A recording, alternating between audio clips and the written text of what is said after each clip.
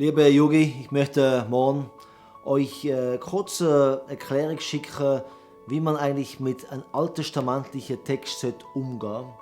Ich möchte gerne Psalm 91, oder besser gesagt, einzelne Gedanken aus Psalm 91 rausholen, um uns zu zeigen, dass wir nicht einfach so einen alttestamentlichen Text 1:1 auf uns anwenden können.